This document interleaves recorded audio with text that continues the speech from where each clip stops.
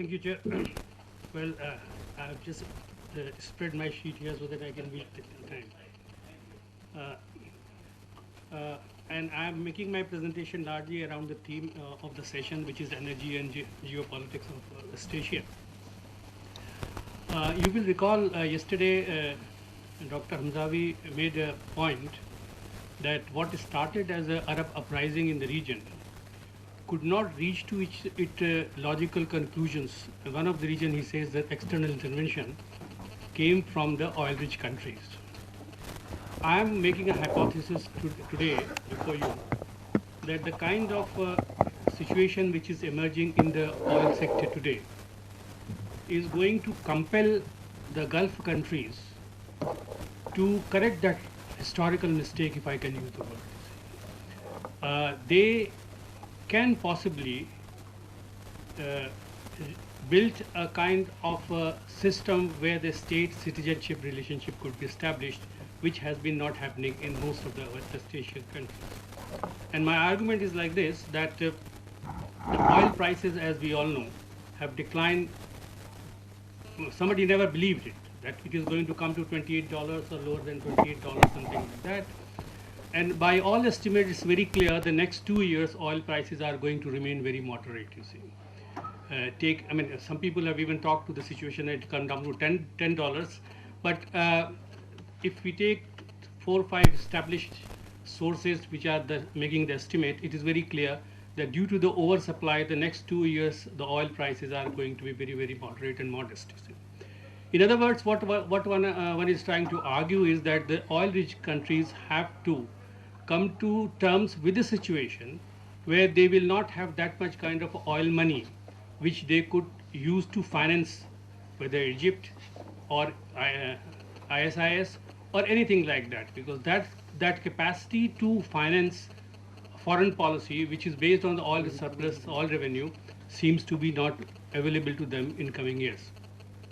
More than that, what is much more serious is that the budgetary gap which is taking place there in these countries, it's true that one is not arguing that there is the countries are going to bankrupt tomorrow, but the point is that the kind of pressure which is coming up in the Gulf countries for nation building process is making the rulers in these countries to revisit all the policies which they have been pursuing in terms of rentier economy.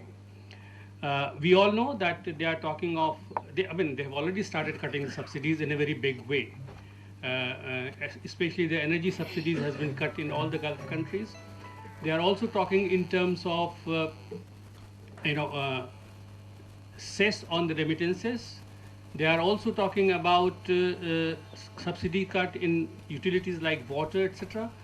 And polite noises have also been made about talking some kind of a tax on income tax as well. The point I'm trying to make here is that the compulsions of declining oil prices are making these countries to revisit their entire economic policy, which has been largely based on the high subsidies regime. And out of this, it is very important for them because they know that if they are not going, yesterday a point was made that Arab uprising has created a kind of consciousness among the citizens in the Gulf countries. And these citizens in Gulf countries are very much, they might not be on the street and one doesn't visualize that they are going to the street, but at the same time, it is a fact that there is a pressure coming from subaltern pressure, if I can use the word, that some kind of a role has to be given to the people in nation building process. As yesterday it was mentioned by that the ruling regimes are gradually recognizing that if they are not going to give that kind of economic space and political space because of the oil pressures, it will be very, very difficult to survive, because especially the pressure threat for the most of the Gulf countries in terms of ideology comes from ISIS, not from Iran, you see.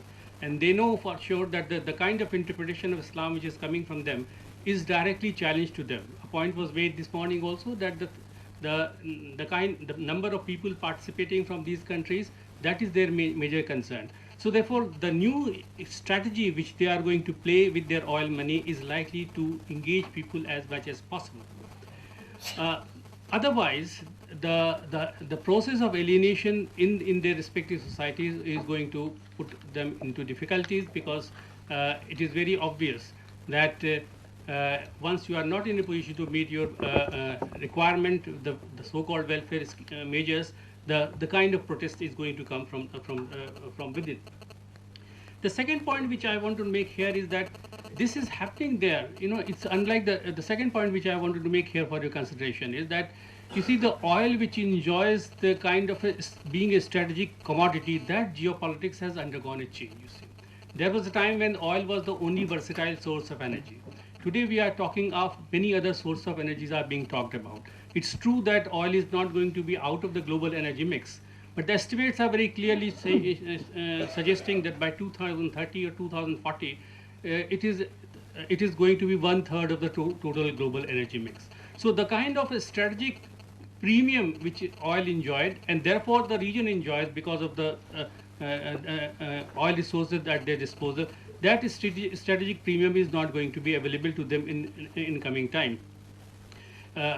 We also know the fact that it is not only there was a time when the bulk of the oil resources or the hydrocarbon were located in the region. Today we have many other sources from where you can find energy coming there.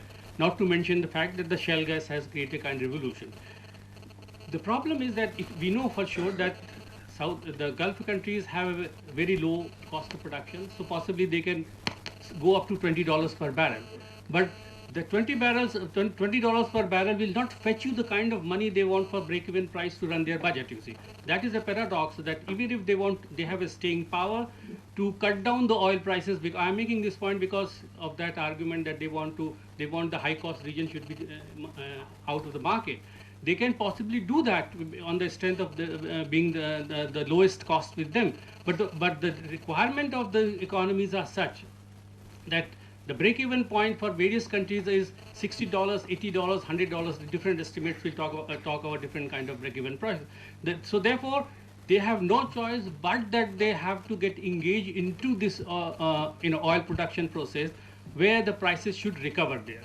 And the moment price recover, you see, that is the dicey point is that the moment price, I mean, if the prices are coming around $20, $30 less than that, it is possible that some of the drilling in the United States might be getting stopped. Non-OPEC players, oil may become uneconomic for them. But the moment they want to enhance the price of the oil, and it reaches to $50 to $60, then it becomes that the other players come into the market. You see, that is the kind of a dilemma which these countries are going to face there. This is not a situation earlier when they could manipulate the market prices and retain their market share. That dichotomy between the prices and the market share is making very serious concern for them.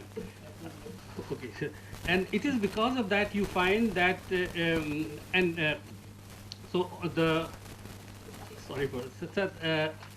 so I would like to submit for that the kind of strategic premium which oil enjoyed in the early period, the oil is likely to become a kind of any other commodity in the market, you see. And if that it becomes a normal, the oil becomes a normal commodity into the market, then the entire strategic premium enjoyed by the Gulf countries, it also comes down correspondingly. And that is, I would say, that is a very positive development, because we know that the oil has been, it has been argued oil has been a curse, but there's a fact that remains that oil has provided these states a kind of authoritarian support, which they can suppress the public opinion, the people, their entire citizen-state relationship.